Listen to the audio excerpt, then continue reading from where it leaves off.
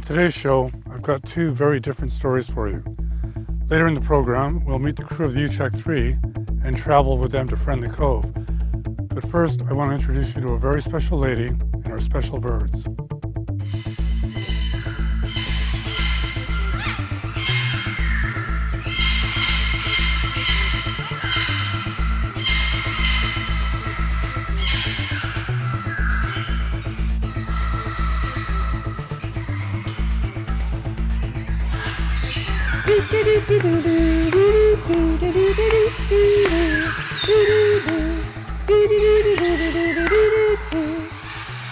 African greys love music with beat. I think it's all part of being African. They really have the rhythm. And how long ago did you actually start doing this? 20 years ago. And you started in Abbotsford? Yes, and it wasn't something that I chose to go out and do. It happened to me, which is what I think happens to most people, like the cat lady, right? It just happens to you. We moved to the island 9 years ago and built this 24,000 square foot unit. We moved from Abbotsford where we had 10,000 square feet, and that was filling up pretty fast. Since we've been on the island, we had 400 birds there. Since we've been on the island, we've had a population explosion up to, we've got a good 900 birds here now.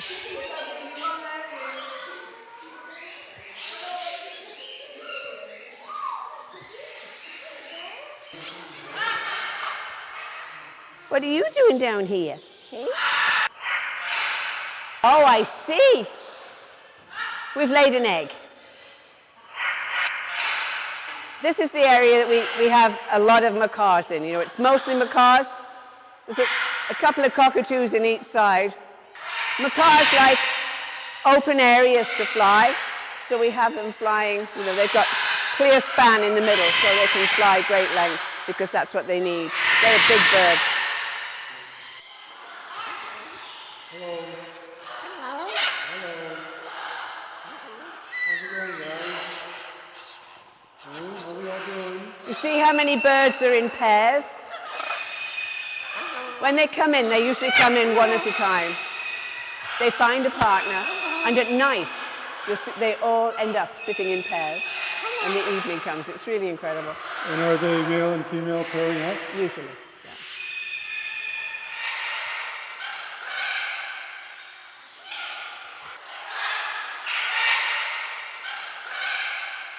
Huge amount of beat power. It is said that they have 300 pounds of pressure per square inch on their lower beak. Well, look at the size of the lower beak, not the upper one, the lower one. You look at the size of it. So you know a bird like this green-winged macaw, it's probably got a good 400 pounds bite. That is really, really painful. Yeah. Great skin? Great bone. Great bone, okay. So a lot of people get them, they're cute, they're pretty, they get bits. And the bird gets relegated to a cage. And they don't let it out then because they're terrified. These are Moluccan cockatoos. They come from an island, one island only, in Indonesia, an island called Seram.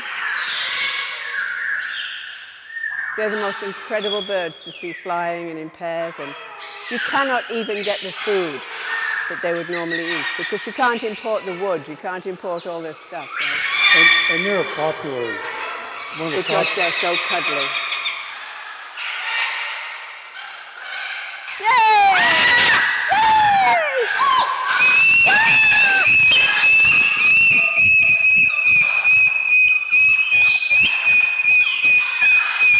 That's what cockatoos do. Yay!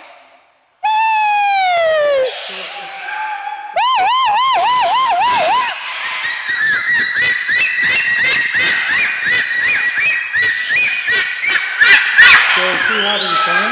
Yeah. They are the smartest of all the parrots.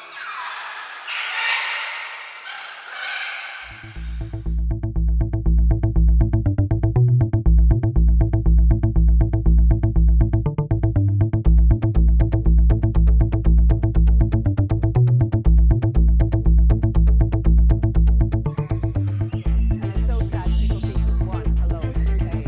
And they bring it in because it's making so much noise. funding is a huge, huge job. I do this 12, 15 hours a day, 7 days a week. There isn't a break from trying to get funding. Food that we give them here is as close to the natural type of diet that a parrot would be able to get in the wild. So we buy, I think I buy about 12 different kinds of seed, and we mix them ourselves, according to what we think. And I buy a lot of nuts. I buy a huge amount of walnuts and almonds. We buy them by the ton. So your food bill a month, I mean... Oh, it's huge. $3,000 a month, about, just averages in seed. And in nuts, we're looking at $4,000 a month. It's enormous. And then, of course, it's lovely now, because the weather is warm, and these are warm weather birds. When the winter or any cool weather comes, the heat goes on. My heat bill averages $2,900 a month, each month. That's an average over the year. It's huge. And how many volunteers make this happen? They're employees. When you get inside, you'll see this is a physically very hard job. Yeah. There's 24,000 square feet of concrete floor that has to be scraped, swept, and washed every day. There's perching to be washed, there's windows to be washed. It's non-stop.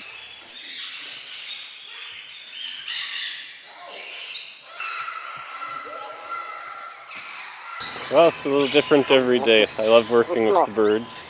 Who do you have here? This is Tilly. She's African grey. She's been at the refuge for about 1.5 years. How long have you worked here? I've been here about 2 years. Did you ever get bit? I do get bit. It happens. So that must hurt. It can be painful. All but got me. Yeah. Coco? Coco. Coco. Believe it or not, those two are a pair. Can you believe that? And this little one protects that big one.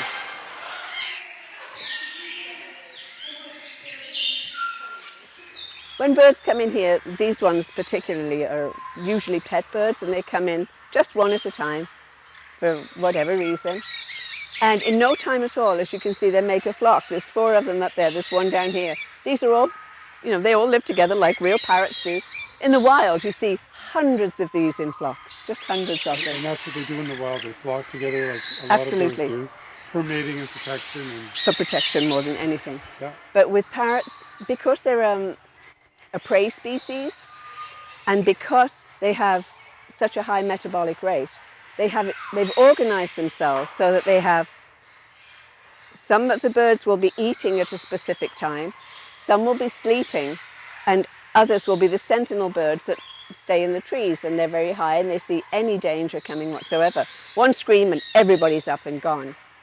And they change positions during the day, so everybody gets to eat, everybody gets to sleep, and everybody gets to be the warrior. And we see that here all the time. The other night, a man came because he could hear the birds all screaming. There was an eagle flying overhead. So one of the birds over there had seen it, gave the alarm, and everybody is just like, whoa, eagle, you see. So they still act exactly the way they would in the wild.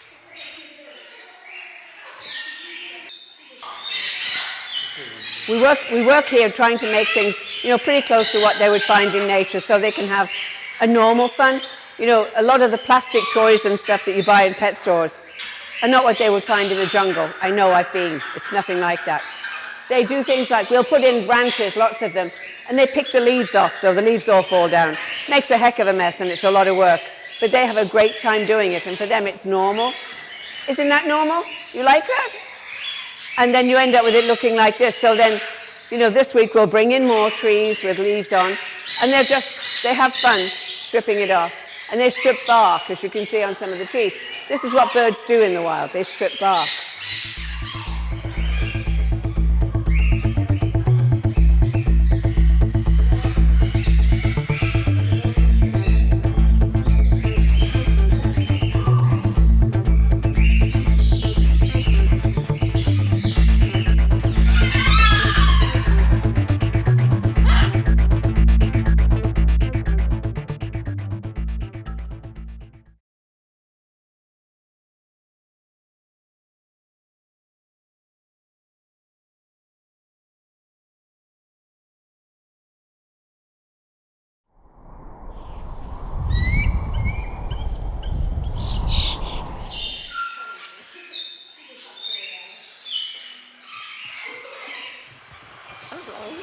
Hello. Hello. Hello.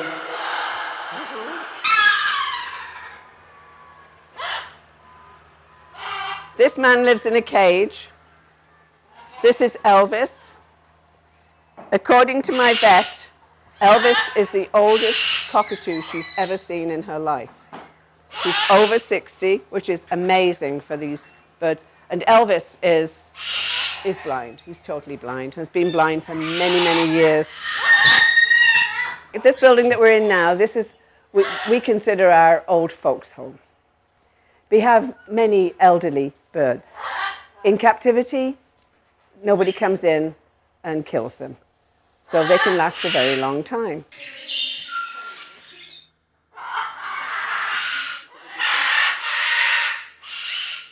I love my old birds. The old birds. I love them all, but the old ones, well, a lot of them we've had for a very long time.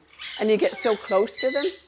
I mean, they're just like little people, really. I don't see any difference. They talk to me, and they know what you want, and they let you care for them. And we don't do that, otherwise we spank bottoms. But the old ones don't. Right. The old ones need a lot of care. And Yes, they do. They need, and that's what brings you closer to them, because you spend time with them. yeah. I know. Got a kiss? Who's my love? Who's my Charlie? Is that my Charlie? So tell me about Charlie, Wendy. Charlie came into us 20 years ago. He's the first bird ever to come into the sanctuary. He had no feathers when he came, and he's never grown any since. Yeah, and this is Iago. Right, Iago? And who else do we have here? This is Nelson. Right, Nelson? Nelson has been in this country for 45 years because he was caught in the wild. 45 years is very old for an Amazon parrot. So he's somewhat long in the tooth, or the beak, but he has a good life in here, and he's got lots of friends. Right? You're trying to tell us something, are you? Great. He has bursts of energy, and then he sleeps for a while, just like most old people.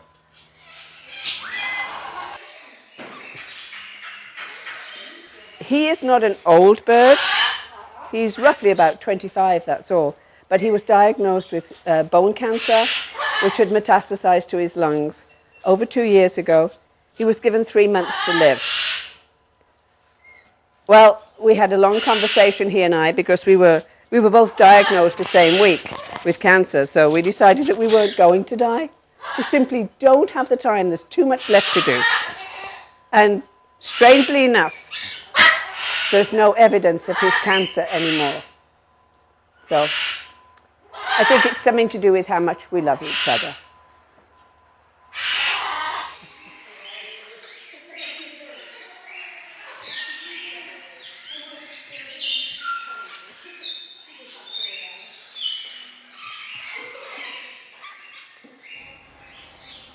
So I only had time today to show you a small part of Parrot World. There's actually 900 birds in the facility, and it's really cool. So if you're driving through Coombs, check it out. Wendy loves to show people her birds.